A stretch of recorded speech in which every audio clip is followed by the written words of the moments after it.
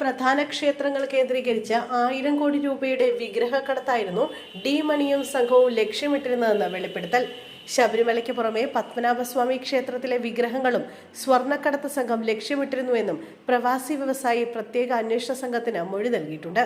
തമിഴ്നാട് മുൻ മുഖ്യമന്ത്രി ജയലളിതയുമായി ബന്ധമുള്ളവരാണ് തനിക്ക് ഡി മണിയെയും സംഘത്തെയും പരിചയപ്പെടുത്തിയതെന്നാണ് പ്രവാസി വ്യവസായി വെളിപ്പെടുത്തിയിട്ടുള്ളത്. ഇപ്പോഴും ഈ സംഘം സജീവമാണെന്നും വ്യവസായി വ്യക്തമാക്കുന്നു. ഡി മണിയും സംഘവും 1000 കോടിയാണ് കേരളത്തിൽ ലക്ഷ്യമിട്ടതെന്നാണ് വിവരം. ഡി മണി പഞ്ചലോക വിഗ്രഹങ്ങൾ വാങ്ങി. സ്വർണം ഉരുക്കിയെടുക്കുന്നതിനേക്കാൾ കൂടുതൽ വലിയ വിഗ്രഹക്കടത്ത് ശബരിമലയിൽ നടന്നുവെന്നും വ്യവസായിയുടെ മൊഴിയിൽ പറയുന്നുണ്ട്. 2019-20 കാലങ്ങളിൽ 4 പഞ്ചലോക വിഗ്രഹങ്ങളാണ് രാജ്യാന്തര പുരാവസ്തു കടത്ത് സംഘത്തിന് വിറ്റത്. ഡി മണിയാണ് ഇവ വാങ്ങിയത്. ഉണ്ണികൃഷ്ണൻ പോറ്റിയായിരുന്നു ഇടനിലക്കാരൻ. വിഗ്രഹങ്ങൾ കൊടുക്കാൻ നേതൃത്വം നൽകിയത് ശബരിമലയുടെ ഭരണ ചുമതലയുള്ള ഒരു ഉന്നതനാണെന്നും മൊഴിയിലുണ്ട്. 2020 ഒക്ടോബർ 26-ന് തിരുവനന്തപുരത്ത് വെച്ചാണ് വിഗ്രഹക്കടത്തിലുള്ള പണക്കൈമാറ്റം നടന്നത്. ഡി മണിയും ഉണ്ണികൃഷ്ണൻ പോറ്റിയും ഉന്നതനും മാത്രമാണ് പണം കൈമാറിയ സമയത്തുണ്ടായിരുന്നതെന്നും മൊഴിയിൽ പറയുന്നു. ഇക്കാര്യങ്ങളെല്ലാം നേരിട്ട് അറിയാമെന്നും വ്യവസായി പറഞ്ഞു. എന്നാൽ മൊഴി സത്യമാണോ എന്ന പരിശോധനയിലാണ് പ്രത്യേക അന്വേഷണ സംഘം.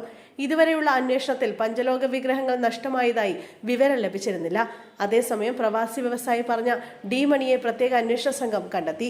ഇയാളുടെ യഥാർത്ഥ പേര് ബാലമുരുകൻ എന്നാണ്. ഡിണ്ടിഗൽ സ്വദേശിയായ ഇയാളെ ഡയമണ്ട് മണി എന്നാണ് അറിയപ്പെടുന്നത്.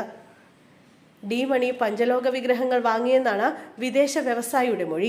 മണിയെ ഇന്ന് ചോദ്യം ചെയ്യുമെന്ന് റിപ്പോർട്ടുകളുണ്ട്. SITയുടെ ചെന്നൈ സ്ക്വാഡ് ദിവസങ്ങളായി നടത്തിയ അന്വേഷണത്തിനൊടുവിലാണ് ഇയാളെ കണ്ടെത്തിയത്. രമേശ് ചെന്നിത്തലയും വിദേശ വ്യവസായിയും പറഞ്ഞതനുസരിച്ച് ശബരിമല സ്വർണ്ണക്കൊള്ളക്കേസിലെ പ്രതി ഉണ്ണികൃഷ്ണൻ പോറ്റിയുമായി ഈ വ്യക്തിക്ക് അടുത്ത ബന്ധമുണ്ടെന്നാണ് ആരോപണം.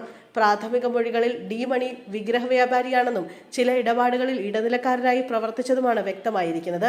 പക്ഷേ ഈ ഇടപാടുകൾ ശബരിമല സ്വർണ്ണക്കൊള്ളക്കേസുമായി നേരിട്ട് ബന്ധപ്പെട്ടതാണോ എന്ന് വ്യക്തത വരുത്താനുണ്ട്. ഇപ്പോൾ ഇയാളെ കസ്റ്റഡിയിലെടുക്കാൻ തീരുമാനിച്ചിട്ടില്ല. പ്രാഥമിക ചോദ്യം ചെയ്യലുകൾ മാത്രമാണ് നടന്നത്. കൂടുതൽ തെളിവുകൾ ലഭിച്ചാൽ മാത്രമേ ഡി മണിയെ വീണ്ടും ചോദ്യം ചെയ്യാൻ SIT തീരുമാനിച്ചിരിക്കുന്നത്.